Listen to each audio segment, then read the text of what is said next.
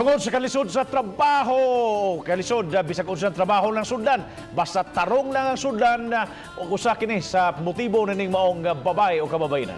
Kini bahala na ko ang trabaho panlalaki, labi na ko wa nagyoy laing kapilian.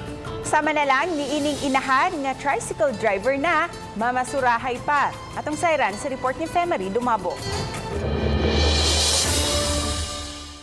Sa dulaan, 500 ka mga tricycle driver dinhi sa lungsod sa Argao. 5 kanila mga babae. Usa sa 5 na ila-ila sa Balitang Bisdak nga labing unang babaeng tricycle driver sa Argao, si Nanay Jocelyn Imya, 49 anyos. Primero maulaw ra ko ato mamasahero pero na dugay na kuan ra nako ba na adapt ra nako ang mga kuan sa mga lalaki. Kung ang mga lalaking tricycle driver ang pangutanon, adunay okay lang nga kompetensya nila ang babaeng driver. Apan kadaghanan dili gyud uyon. Lalaki, kaya kanang babae, para na ako ang asawa na rin sa balay. Mato ni Jocelyn nga naa siya'y bana apan giangkon nga kulang lang gyud ang kita sa pagkapanday niini.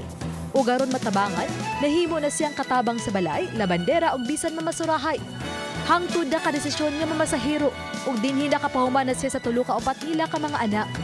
Ang usa, associate ang nahuman, samtang industrial engineering ug agricultural ang nahuman sa duha ka mga anak nga babae, kaysa dunay mga trabaho.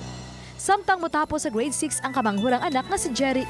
Ma, salamat kay sa imong pagkantos nga mamasahiro gid ka nga mabuhi mi. Giangkon man ni Jocelyn nga dakong hagit ang pagpamasahero sa sama niya nga babae. Pasalamat na lang usab niya sa uban nga nakasabot kaniya. Si Nanay Jocelyn ang usa sa napamatuod nga kung unsay kaya sa lalaki kaya usab sa usa ka babae. Labi na kung ikaw usa ka inahan ug naglantaw lang alang sa kaugmaan ug kaayuhan sa imong mga anak. Uban ni Cleo Ferl Dumayag, ako si Femery Dumabok, Balitang Bisdak.